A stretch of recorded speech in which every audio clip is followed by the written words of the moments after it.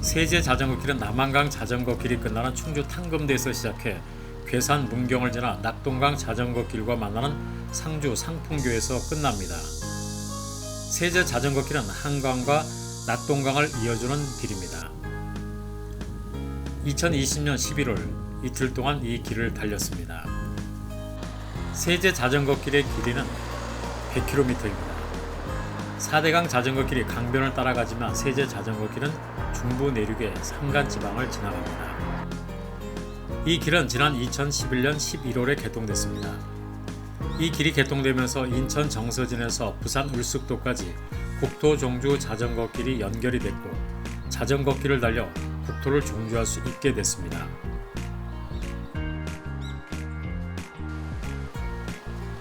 세제 자전거길은 길을 새로 내기보다는 이미 있던 길을 다시 활용하는 구간이 많습니다.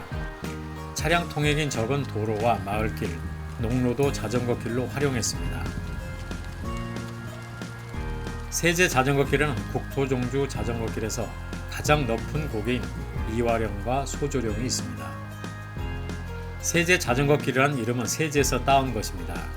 백두대간 마루를 넘는 세제는 새도 날아서 넘기 힘든 고개, 억새가 우거진 고개, 새로 만든 고개라는 여러가지 뜻이 있습니다. 이 고개는 조선시대 때는 영남에서 한양으로 가는 주요 길목이었습니다.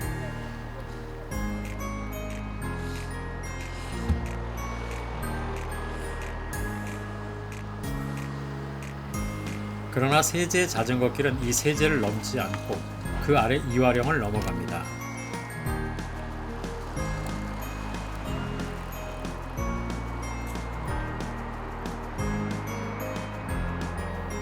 세제 자전거길은 한가로운 농촌 지역을 지나가고 주변의 경치도 좋아 자전거 여행자들이 아주 좋아하는 길입니다.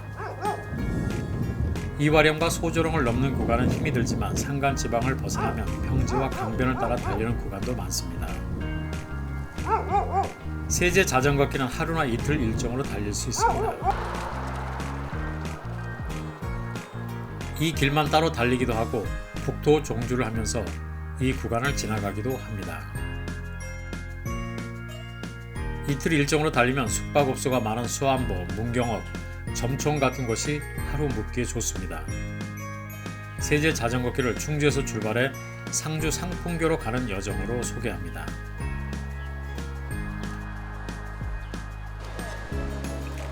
세제 자전거길을 충주에서 출발할 때는 고속버스를 타고 충주 공용버스 터미널로 가면 편합니다. 충주 공용버스 터미널은 세제 자전거길이나 남한강 자전거길을 달릴 때 많이 이용합니다. 여기에서 세제 자전거길이 시작되는 탕금대 인증센터까지는 1.7km로 자전거로는 7분 정도의 거리입니다.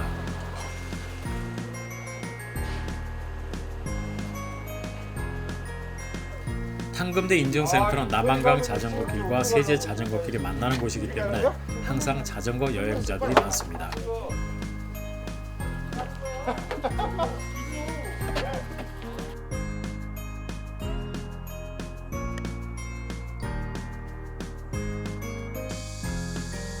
탕금대는 달천과 남한강이 만나는 지점에 솟은 야트마간 산인데 가야사람 우르기 가야금을 탄 곳이라 하여 붙여진 이름입니다.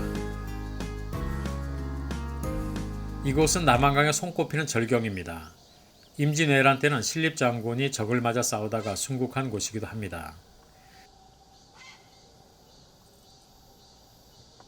탕금대를 출발하면 자전거길은 달천 강변을 달립니다.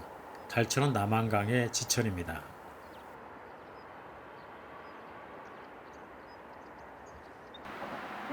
충주 시내를 벗어나면 도로를 달리는 구간이 시작됩니다. 충주시 살미면에 접어들면 한적한 길을 달립니다. 여기서부터는 멋진 풍경이 펼쳐집니다. 사방이 산으로 둘러싸여 있습니다.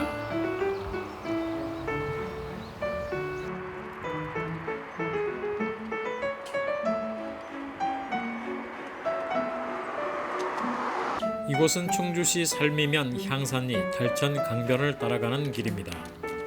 달천은 속리산에서 발원해 괴산에서는 청천과 괴강으로 불리고 충주로 흘러 들어오면서 달천으로 불립니다. 물맛이 달다고 해서 달래 또는 감천이라 했고 수달이 많아 달강이라고도 불렸습니다. 예로부터 달천의 물맛은 조선 최고로 꼽혔습니다.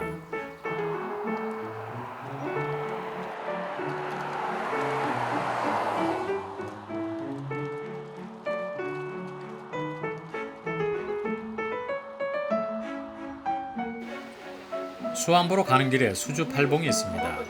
수주팔봉은 달천 강변에 산과 바위가 있는 곳인데 경치가 아주 좋습니다.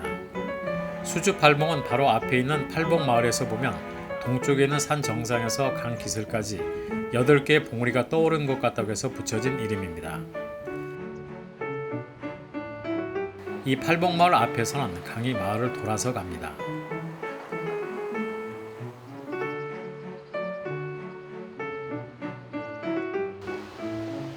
강변은 이제 캠핑장이 됐고 캠핑하는 사람들과 차들이 많습니다.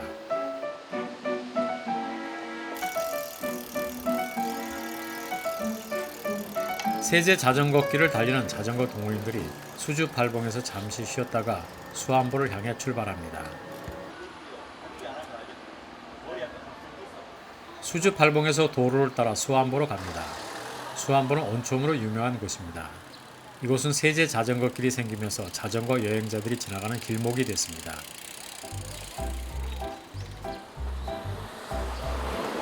이곳에 인증센터도 있습니다. 수안보는 숙박시설과 식당이 많습니다.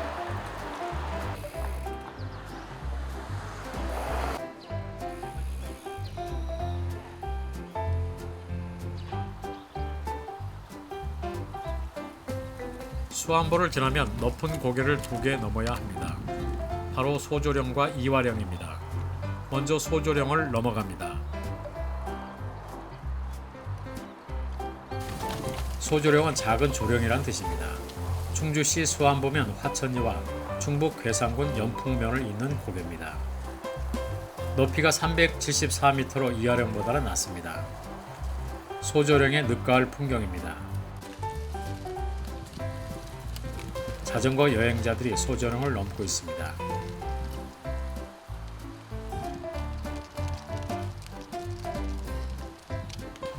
소조령 오르는 길에 쉼터가 있습니다.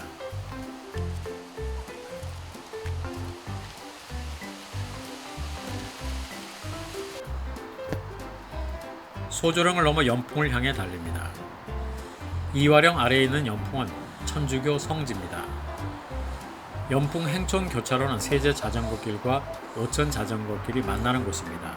여기서 오천 자전거길도 시작됩니다.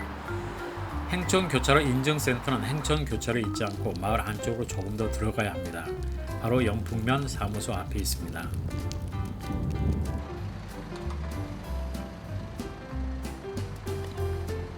이 인증센터는 세제 자전거길의 인증센터가 아닙니다. 오천 자전거길의 인증센터입니다.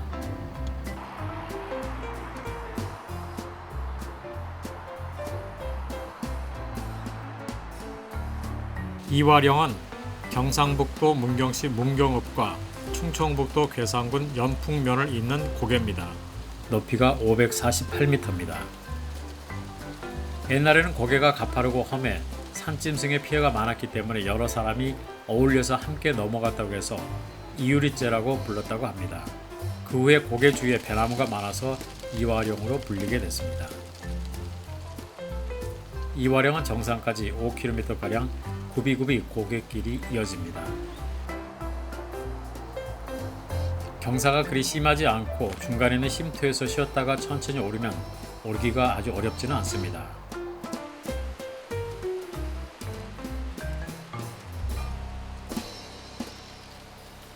이화령은 가을이면 단풍이 곱게 듭니다.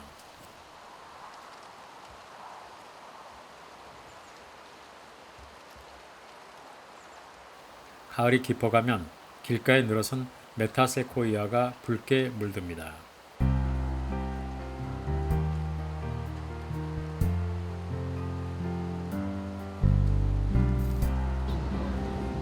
정상에 오르면 탁 트인 전망이 펼쳐집니다. 주위에는 높은 산들이 둘러싸고 있고 발 아래 연풍이 내려다 보입니다.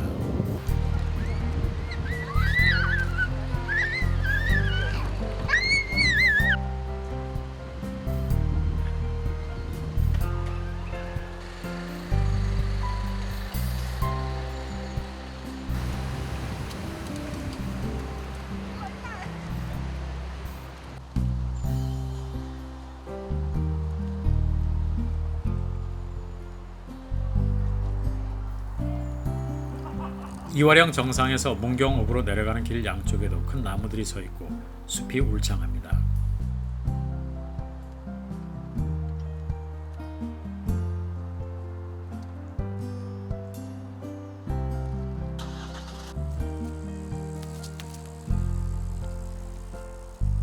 자전거 여행자가 고개를 오르고 있습니다.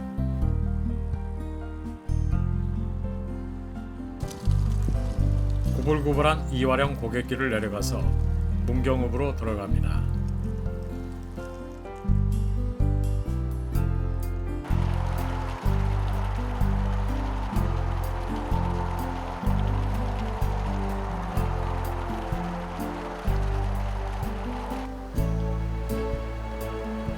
문경 온천으로 유명한 문경읍은 숙박시설이 많습니다.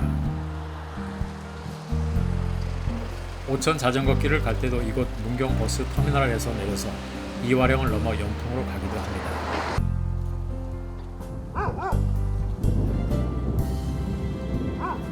문경을 지나면 산과 지방을 벗어나서 넓은 들판과 강변을 달립니다. 농촌 마을을 지나가는 아기자기한 길이 이어집니다.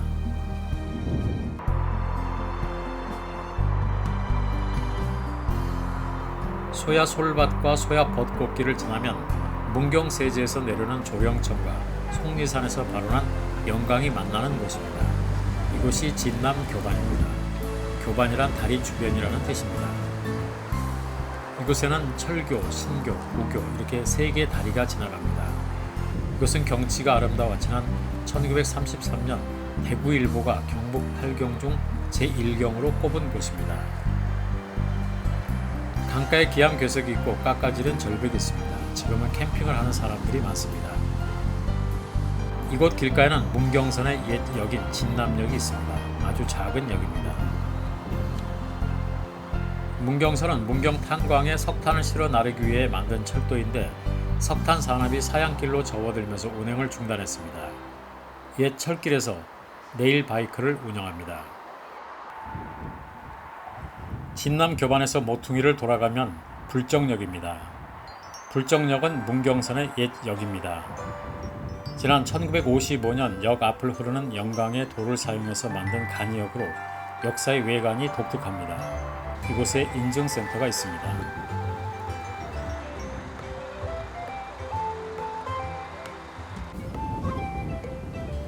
세제 자전거길은 영강을 따라 점촌을 지나갑니다. 점촌은 교통이 편리하고 숙박하기도 좋은 곳입니다. 점촌에서 영강 강변을 따라 상주 쪽으로 달립니다. 해질녘 영강의 모습입니다. 점촌과 상주 부근의 영강은 강폭이 넓고 습지도 넓습니다.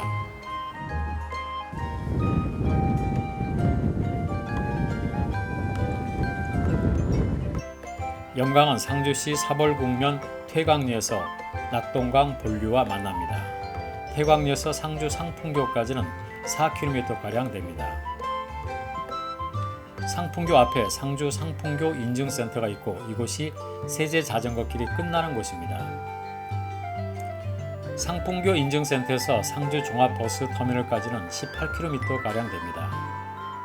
상당히 먼 거리입니다.